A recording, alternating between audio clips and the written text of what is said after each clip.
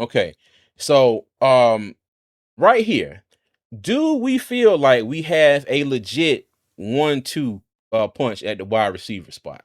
You know, now Hell I'm yeah. not trying to Oh, I'm compare sorry. them to and you good. I'm not trying to compare them to any wide receiver group. I'm just saying, do we feel like we got the potential to have, like a Devontae Adams and Puka Nakua? Not the numbers, not the production, but you got two legit wide receivers at the 1 and 2 spots. I believe absolutely they have a legit 1 or 2 1-2 punch. Absolutely. Okay. All Yeah, right. I think they complement each other well. Um there's nothing better than having your top one your wide receiver 1 and 2 that can run routes, that can create separation, that are hands catchers, that can get yards after the catch, not afraid to go over the middle. They can beat defenders deep. And going back to what I was going to originally say, I try to tell people you don't necessarily have to have a burner to take the top off of defense. Jalen Coker has shown you Mm-hmm. time and time again. He's a 4-5, almost 4-6 type of guy. He is not a burner by no means, but he can create separation. He know how to set up defenders, and Mm-hmm. he can get downfield. So all of this talk about, oh, we need, you know, cause Chris Brazel runs a 4.37, Jimmy Horn ran a 4.4, Xavier Legette ran a 4.38 or 4.9, something 4.39. That doesn't, that like that's going to automatically translate as it's going to automatically translate for them being a deep ball threat, and that's not necessarily the case. Just look at Xavier Worthy in Kansas City, the fastest player in the NFL history, ran a 4.21 at the Mm-hmm. combine. You do not see him taking bombs downfield like like that. You know what I'm saying? Mm-hmm. Yeah. I'm saying, Tyreek Hill did it, you know, but Tyreek Hill also is a route technician. He can beat you underneath, whether in the screen, in intermediate pass games, or he go deep. You know what I'm saying?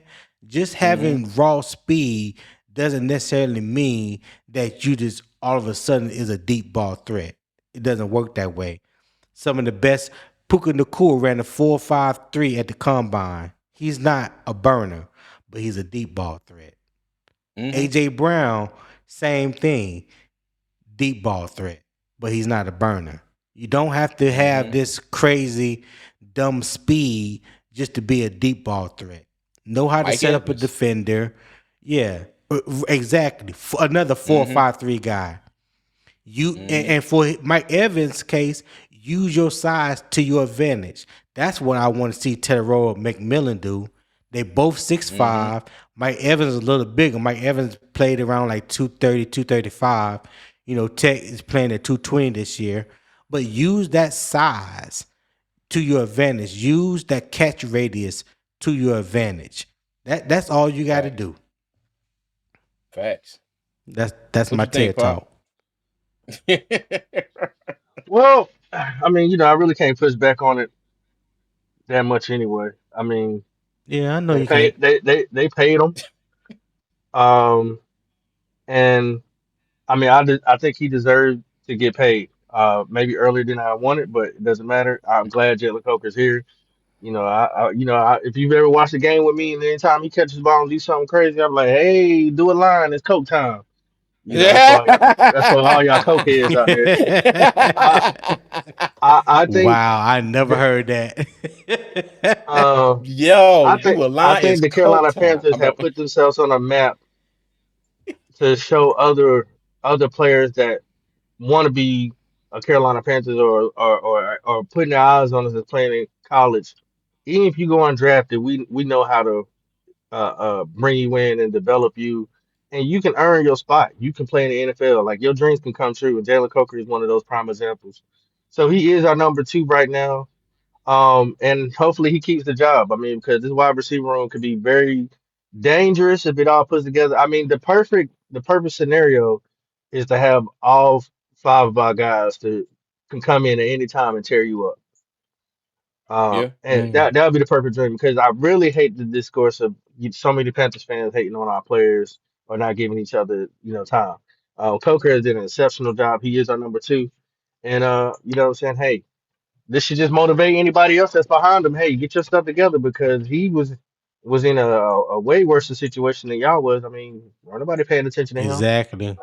Steve Exactly. Smith was the first person Exactly. to shout him out, brought him underneath this wing. I don't know if that's a light skin thing or not. Don't know. Anyway,